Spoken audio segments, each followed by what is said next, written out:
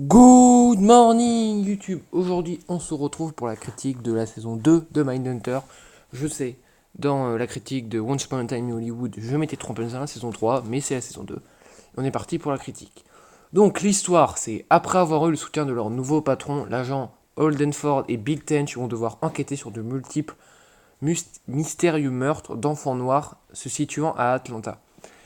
Et franchement, cette saison 2 est largement mieux que la première. Car la première saison mettait en place toute l'originalité de cette série, à savoir le profiling. Donc c'est l'interrogation des tueurs pour un peu évaluer leur profil psychologique et social et pourquoi ils sont devenus comme ça. Et voilà. Donc elle est donc vraiment mise en scène dans cette saison 2. Les dialogues des scènes, donc des profilings, sont tout aussi uniques et intéressants pour chaque tueur. C'est vraiment différent, on va dire que c'est traité d'une façon différente à chaque tueur et c'est vraiment cool. En effet, les deux protagonistes vont beaucoup utiliser cette technique pour avoir des informations concernant les crimes d'Atlanta, donc des enfants noirs, ce qui est quand même l'intrigue principale. Et cette idée de mise en scène n'est pas utilisée de façon abusive et va être utilisée au bon moment et de façon intelligente. C'est pas ils vont ils vont passer les épisodes à interroger tous les tueurs. On va dire il y a un peu dans chaque épisode, il y a un peu, on va dire, un stade différent, c'est qu'ils interrogent et ils essaient de comparer comment dire, les interrogations avec les autres tueurs pour essayer de faire des liens, avancer petit à petit, et je trouve que c'est vachement bien.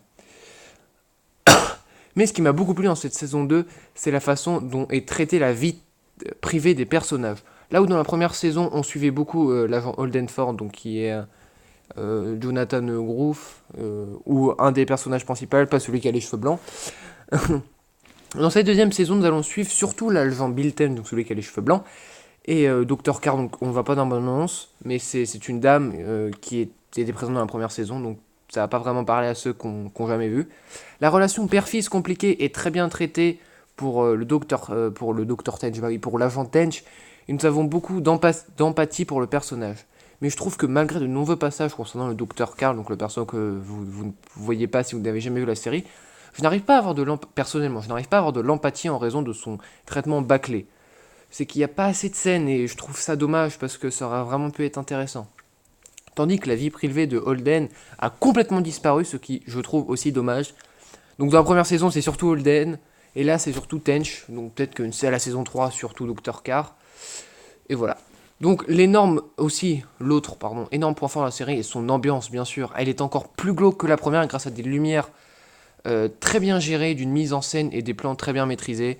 On sent que David Finch a vraiment réalisé les 3 premiers épisodes. Il y a quelques idées de plans qui sont vachement sympas. Et même quand c'est pas David Fincher qui réalise, c'est quand même très bien.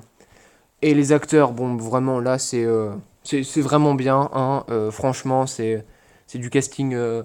c'est pas du casting 3 étoiles, mais enfin 5 étoiles, mais vraiment leurs jeux d'acteurs sont très bons. Et voilà. Par contre, quelque chose qui m'a déçu dans la série sont les troubles de Holden qui sont vraiment pas présents. Donc, pour ceux qui n'ont pas vu, c'est un petit spoil. À la fin, Holden souffre de troubles des crises de panique.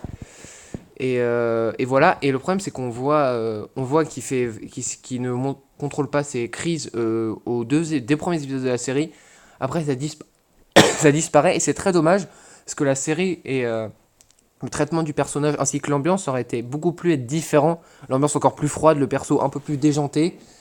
Et du coup, les personnages parlent autrement à Holden et ça aurait pu être vachement bien. Mais c'est dommage, c'est pas grave. En tout cas, c'est une série qui ne va pas plaire à tout le monde en termes de rythme. Mais pour les vrais fans de Fincher on va dire que Fincher était quand même bien de son élément. Mais en tout cas, ça peut pas plaire à tout le monde. En tout cas, j'espère que cette critique vous aura plu. On se retrouve pour la prochaine critique qui sera sur Dark Crystal. Salut.